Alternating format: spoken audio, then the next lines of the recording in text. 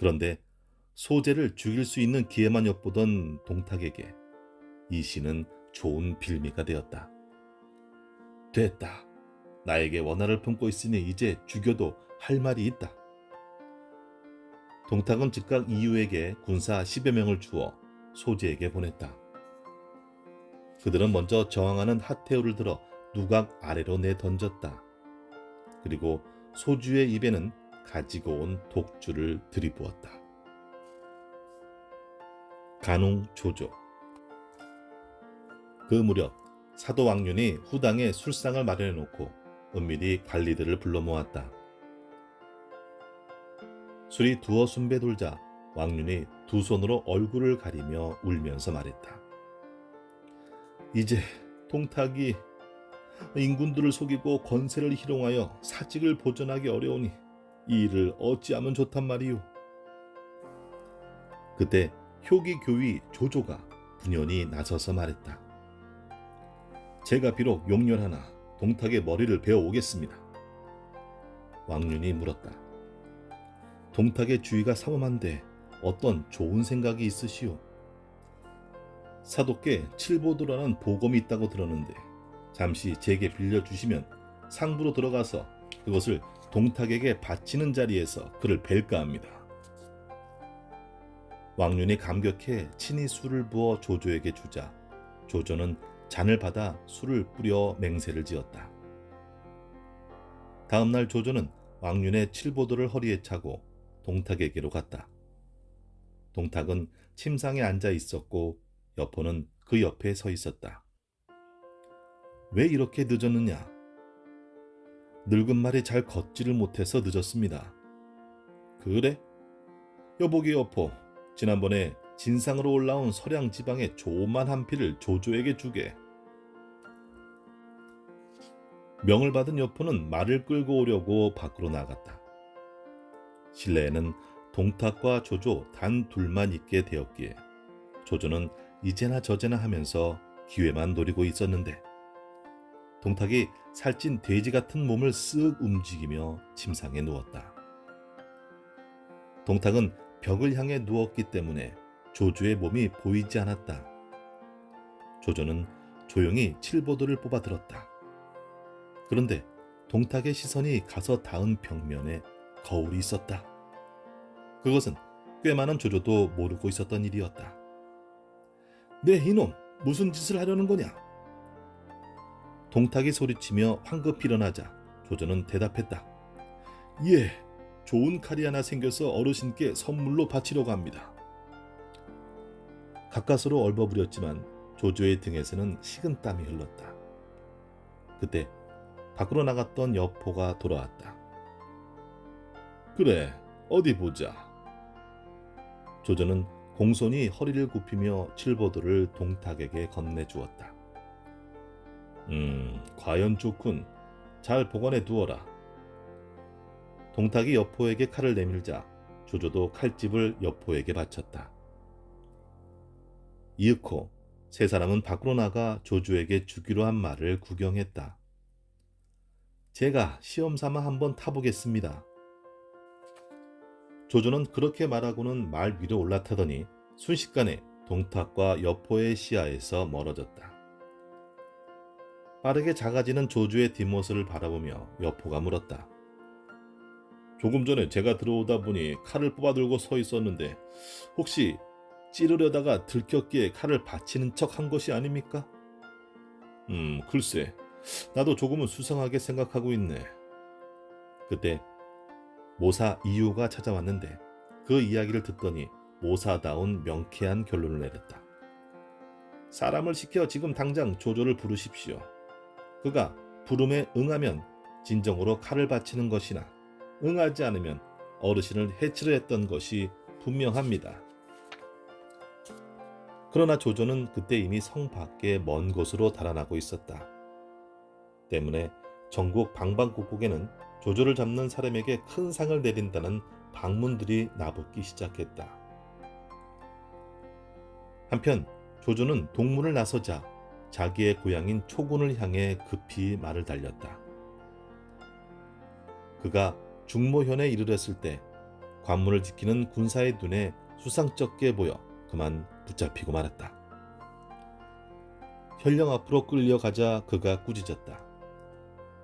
지금 숭상께서 너를 중히 써주시고 계신 터에 내 어찌하여 화를 자초하느냐. 쓸데없는 말 하지 말거라.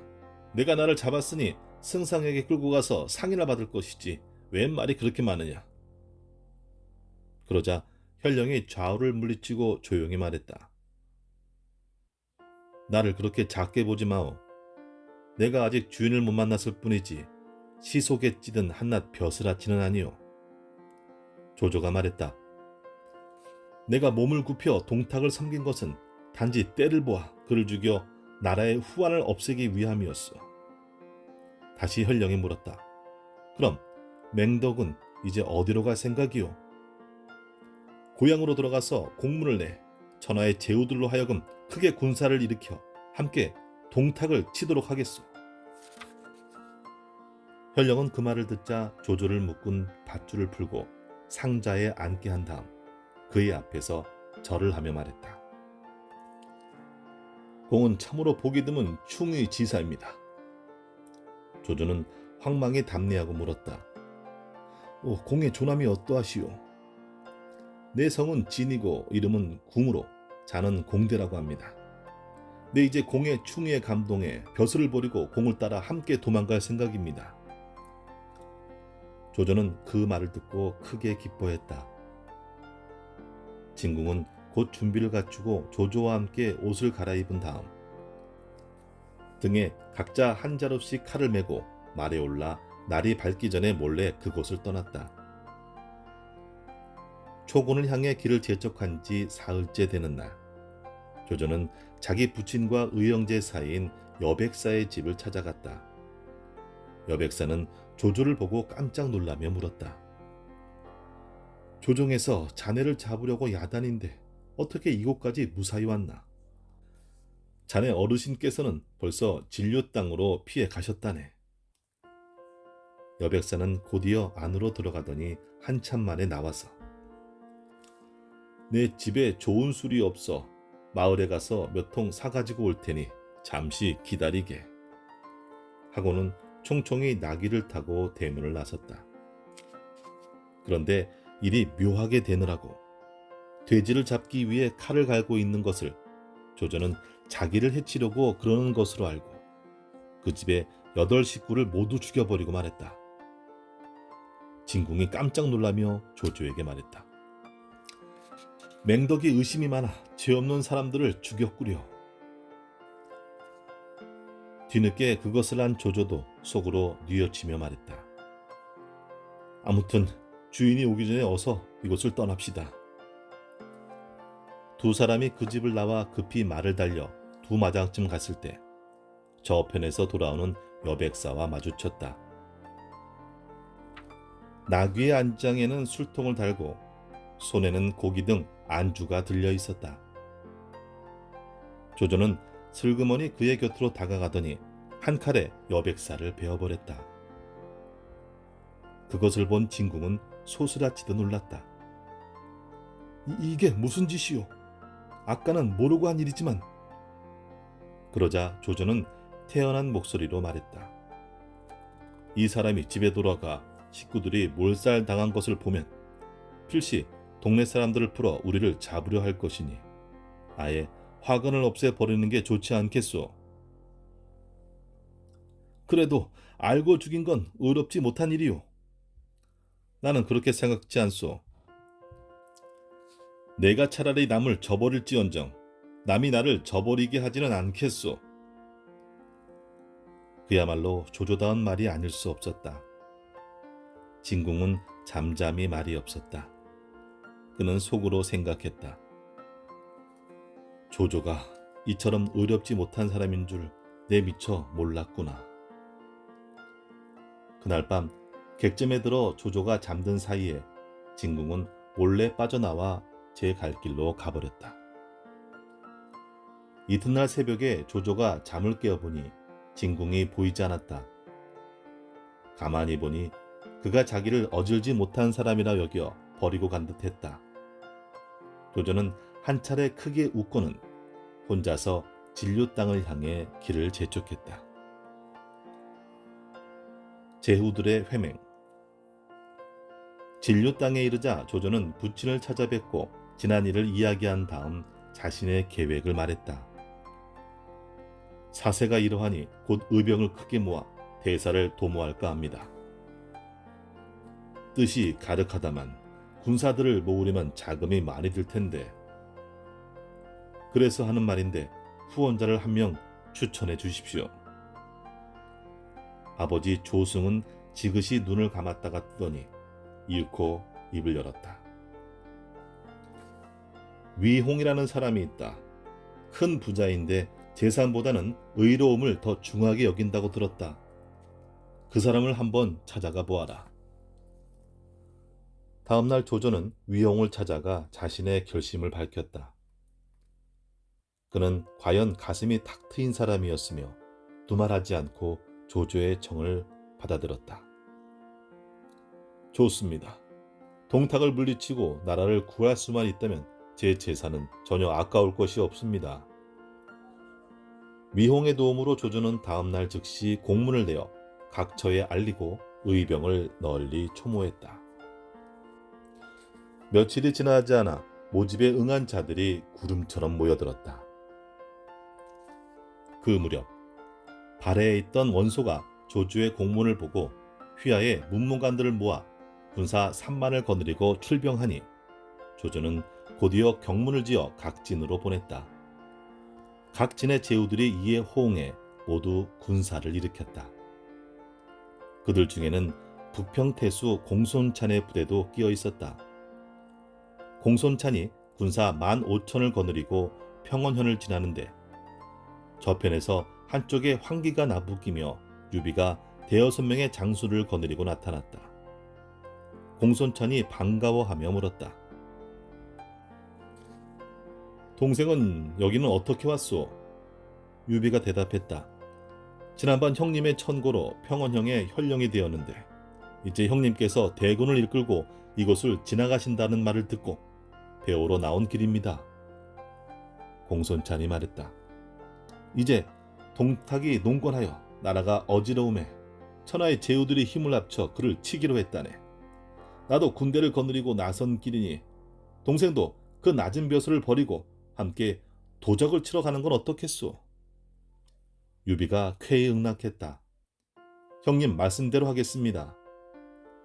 유비는 관우 장비와 함께 그 길로 공손찬을 따라 나섰다. 조조의 대체에 이르자 다른 여러 제후들도 뒤를 이어 다 모이니 그 형세가 잠옷 컸다. 그들은 서로 의논해 군대를 18로로 나누고 바레태수 원소를 맹주로 추대했다. 이튿날 대를 모으고 원소를 단 위에 오르게 하자 원소가 엄숙하게 말했다. 제가 비록 부족하나 제공들의 추대를 받아 맹주가 된 이상에는 상보를 엄히하겠으니 군중에는 마땅히 규율이 있는 터이니 각자 준수하여 주시기 바라오.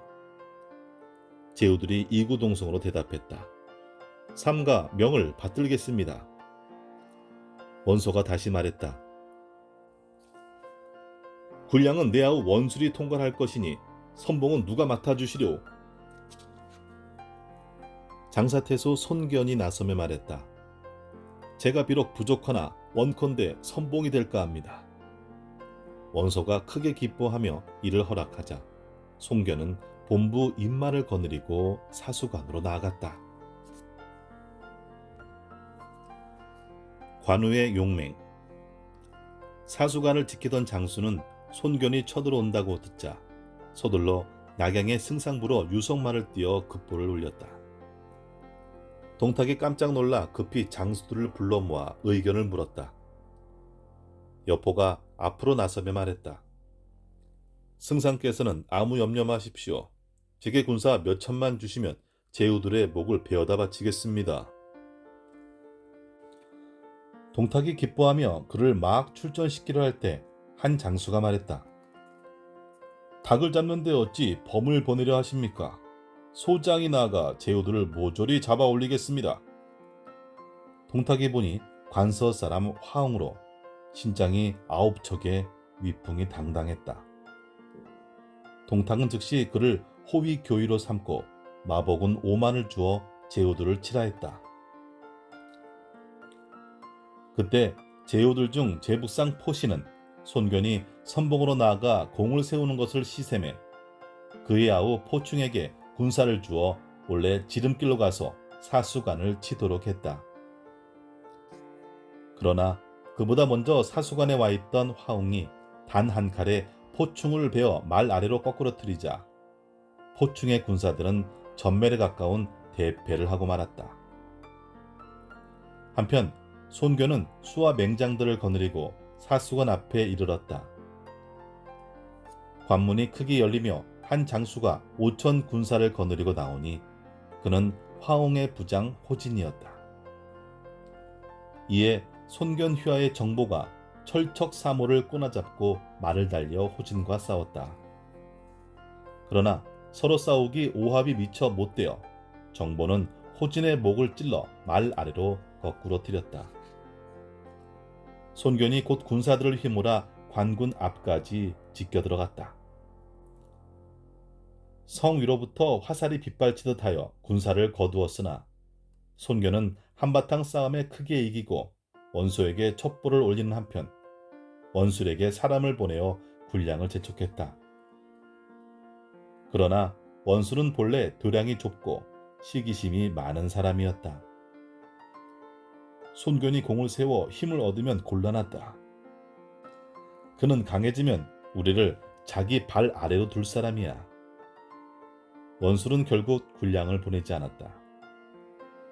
그런 사정을 알 리 없는 손견은 속이 타서 발만 동동 굴렀다. 마침내 손견 군중의 양식이 떨어져 군심이 흉흉할 때 그것을 알아챈 화웅의 기습을 받고 손견은 대패하고 말았다. 패보를 받자 원소는 크게 근심했다. 손 장군이 화웅에게 패하다니 큰일이요. 그때 바깥이 소란스러워지더니 군사가 들어와 고했다. 화웅이 다시 쳐들어와 싸움을 걸고 있습니다. 원소가 좌중을 둘러보며 말했다. 누가 나가서 화웅의 목을 가져올 것인가? 원술의 뒤에서 유섭이 나서며 말했다. 소장이 가겠습니다. 그러나 유섭이 나간 지 얼마 되어 군사가 헐레벌떡 들어와 보고하기를 서로 싸운 지 3합이 못 되어 유섭이 화웅의 칼에 맞아 죽었다고 했다. 그러자 기주자사 한복이 자신있게 말했다.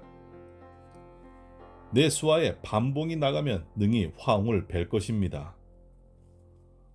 원소가 출전을 허락하자 반봉이 나아갔다. 그도 또한 얼마 안 되어 화웅에게 죽음을 당했다는 보고가 들어왔다. 그 말에 모든 사람의 낯빛이 변했다. 원소가 좌중을 돌아보며 탐식했다. 내 상장, 알량과 문추만 데려왔어도 화웅 따위는 두려울 게 없을 텐데. 그 말이 채 끝나기도 전에 한 사람이 소리 높여 외쳤다. 소장이 한번 나가보겠습니다. 모든 사람들이 보니 구적 장신의 수염의 길이는 2자가 넘고 봉의 눈, 누의 눈썹에 얼굴은 무르익은 대추빛인 사나이였다. 원소가 물었다. 저 사람은 누군고? 공손찬이 대신 대답했다. 유현덕의 의제 관우입니다. 지금 무슨 벼슬에 있소? 마궁수입니다. 공손찬의 대답이 끝나기도 전에 원술이 호통을 쳤다. 내가 우리 제후들에게 장수가 없다고 업신여기느냐? 한낱 궁수 따위가 누구 앞이라고 감히 끼어드는 거냐? 저놈을 어서 밖으로 내쳐라. 그때 조조가 손을 저으며 말했다. 원 장군은 잠시 노여움을 거두시고 내 말을 들어보. 저 사람이 그렇듯 말하니 시험삼아 한번 내보내보면 어떻겠습니까?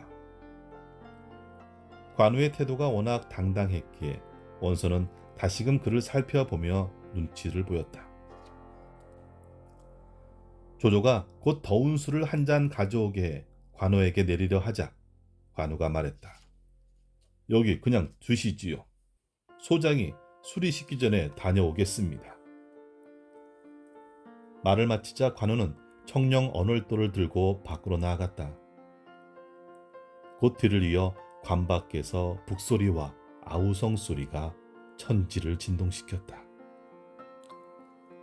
제후들이 놀라 사람을 시켜 소식을 듣고자 할 때 말발굽 소리가 들리며 관우가 들어와 장하에 화웅의 머리를 받쳤다. 그때까지 술잔의 술은 채 식지 않고 있었다.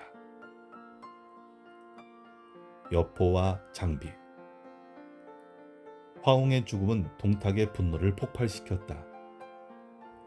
어느 놈이 감히 화웅의 목을 베었단 말이냐. 오냐, 이번에는 내가 직접 상대해 주겠다. 동탁은 이곽, 각사로 하여금 5만 군사를 거느려 사수관을 지키게 하고 여포와 함께 친히 군사 15만을 이끌고 호로관으로 나아갔다. 그 소식을 들은 원소는 팔로 제후들을 보내어 호로관을 치게 하고 조조는 군사들을 거느리고 가서 그들을 돕게 했다. 그러나 그들 팔로 제후는 여포의 적수가 되지 못했다. 여포는 동서로 바쁘게 움직이며 적들을 충살했는데 마치 양떼 속에 든 범과도 같았다. 조조가 의견을 말했다. 여포가 영웅무쌍에 당해내기 어려우니 팔로 제후들이 모두 한 곳에 모여 계책을 의논해 보아야겠습니다. 제후들이 의논하고 있는데 여포가 다시 싸움을 청해왔다. 그래서 팔로 제후들이 모두 같이 나아갔다. 서로 마주하자 공손찬이 몸소 창을 들고 여포와 겨루려고 했으나 두합을 못해 말머리를 돌려 달아나니 여포는 곧 적토마를 급히 몰아 그를 뒤쫓았다. 마침내 여포의 방천 화극이 공손찬의 등 뒤를 찌르려 할 때였다. 한 장수가 고리논을 부릅뜨고 범의 수염을 흩날리며 장팔 사원을 꼬나들고 말을 몰아 나오며 병력같이 소리쳤다. 이놈 여포야, 연인 자객 덕에 창을 받아라. 여포는 적토마의 방향을 급히 바꾸며 장비에게 달려들었다. 장비는 전신을 가다듬어 여포와 싸웠다. 어우러져 싸우기 무려 50여 합. 그러나 좀처럼 승부가 나지 않았다. 마침내 관우가 청령 언월도를 휘두르며 협공하고 유비 또한 쌍고곤을 휘두르며 내달았다. 팔로 인마들이 모두 넋을 잃고 바라보고 있는 중에 여포는 더 견디지 못하고 달아나기 시작했다. 세 형제가 그 뒤를 급히 쫓자 팔로 군마가 일제히 함성을 지르며 몰아쳐 크게 이겼다. 팔로 제후들은 유비와 관우, 장비의 공을 할애하고 원소에게 사람을 보내어 첩보를 올렸다. 원소는 첩보를 받자 손견에게 곧 진병할 것을 재촉했다. 그러나 손견은 원술이 군량을 보내주지 않아 패한 것에 앙심을 품고 좀채로 군대를 움직이려 하지 않았다. 불타는 낙양. 얕잡아 보았던 군왕병 놈들이 의외로 호락호락하지 않으니 이를 어찌하면 좋으냐. 뜻밖에도 여포가 패했기에 동탁이 탄식하자 모사 이유가 회심의 미소를 지으며 말했다. 온후가 이번에 싸움에서 지고 보니 군사들이 싸울 마음이 없습니다. 곧 낙양으로 돌아가 천자를 장안으로 옮겨 모시는 것이 좋을 듯합니다. 이제 천운이 승상께 돌아온 것이라 승상께서 장안으로 도읍을 옮기시면 하늘이 도울 것입니다. 동탁은 크게 기뻐하며 내가 일러주지 않았더라면 내가 모를 뻔했구나 라고 말하고는 즉시 회군령을 내려 낙양으로 돌아갔다. 동탁은 문무백관들을 모아놓고 천도할 뜻을 말했다. 한 나라가 낙양에 도읍을 한 지 200여 년에 기수가 이미 쇠하고 왕기가 장안에 있어. 내 이제 도읍을 장안으로 옮기려 하는 터이니 제공들은 속히 행장을 수습하도록 하오. 사도 순상이 나서며 말했다. 승상께서 도읍을 옮기시면 백성들이 동요할까 두렵습니다. 내가 천하를 위하여 하는 일이니 그깟 백성놈들이 동요하면 칼로 막으면 그만이지. 그러자 상서 주비가 다시 말했다. 이제 승상께서 까닭없이 종묘를 버리시면 불충입니다. 동탁은 크게 노하였다. 내가 이미 뜻을 정했는데 웬 잔말이 그리 많으냐. 곧 무사를 꾸짖어 그의 목을 베게 하고 드디어 엄명을 내렸다. 즉시 장안으로 떠날 모든 준비를 끝내도록 하라. 우격다짐으로 단번에 일을 처리한 동탁에게 이유가 다시 말했다. 나리, 도읍을 옮기자면 돈이 많이 듭니다. 낙양에는 부자들이 많으니 그들의 재산을 모두 몰수하십시오. 그리하여 갑자기 도읍을 장안으로 옮기는 대대적인 작업이 시작됐다. 여포는 군사 5,000명을 투입해 낙양에서 사는 부자들의 재산을 모두 빼앗고 역적이라는 누명을 씌워 목을 잘랐는데 그 수가 수천 명이나 되었다.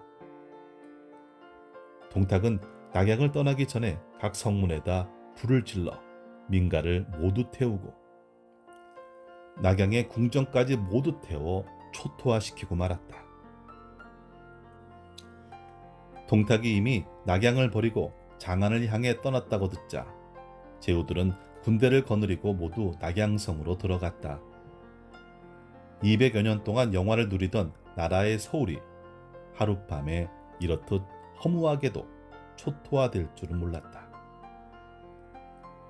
곳곳에서 일어난 불길은 하늘을 찌르고 연기는 땅을 덮어 200~300리 사이에 사람은 물론 닭 한 마리, 강아지 새끼 하나를 구경할 수가 없었다. 제후들은 성내로 들어오자 군사를 풀어 우선 불부터 잡고 다음에 제각기 불탄 자리 위에다 영체를 세워 얼마 동안 머물러 있기로 했다. 옥새의 행방. 장사태수 송교는 건장전 자리에다 장막을 친 다음 군사들에게 시켜 어지러이 쌓여있는 기왓장과 돌들을 깨끗이 치우고 난 후 여러 제후들을 청해 열성의 신의를 모시고 제사를 지냈다. 그날 밤 유달리 달이 밝았다. 손견이 칼을 안고 앉아서 우러러 천문을 보니 자비원 한가운데 흰 기운이 가득했다. 손견은 한숨을 쉬며 중얼거렸다. 황제의 별이 밝지 못하고 동탁이 나라를 어지럽게 만들어 만민은 도탄에 빠지고 이 낙양은 한 줌의 재로 변하였구나. 저도 모르게 뺨 위로 두 줄기 눈물이 흘러내릴 때 곁에서 모시고 있던 군사가 전각 남쪽을 손으로 가리키며 말했다. 저기 우물 속에서 이상한 빛이 뻗쳐나오고 있습니다. 손교는 몸을 일으켜 그쪽을 바라보다가 군사들에게 횃불을 밝혀오게 한 뒤에 우물 안을 살피게 했다. 얼마 지나지 않아 군사들은 우물 속에서 한 여자의 시체를 건져내었다. 죽은 지는 이미 오래된 모양이지만 시체는 조금 더 썩지 않은 상태였다. 자세히 보니 그녀의 차림새가 궁녀가 분명한데 목에 비단 주머니를 차고 있었다. 주머니를 풀어보았더니 속에서 조그만 주홍색 문갑이 나왔다. 금 자물쇠로 꼭 잠긴 문갑을 열어보니 그 속에 들어있는 것은 뜻밖에도 옥새였다. 옥새를 얻은 손견이 정보를 불러 의견을 물어보았다. 이것은 하늘의 뜻입니다.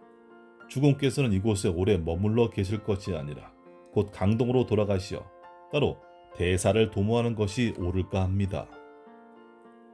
손견은 그 말에 마음이 솔깃해져 다음날 당장 곧 돌아가기로 마음을 정하고 우물 안에 살피던 군사들에게 각별히 일러 옥새를 얻은 일을 절대 입 밖에 내지 못하게 하였다. 그러나 공교롭게도 그 군사들 중에 원소와 동양인 사람이 있었다. 그는 그날 밤에 몰래 영채를 빠져나가 원소에게 가서 자세한 이야기를 했다. 이튿날 송견은 원소에게 가서 작별 인사를 했다. 갑자기 몸에 병이 생겨 곧 장사로 돌아갈까 하고 공에게 하직을 고하러 왔습니다. 원소는 입가에 웃음을 띠면서 말했다. 그렇다면 그 옥새는 두고 가시구려. 손견은 낯빛이 변했다. 그게 도대체 무슨 말씀이오?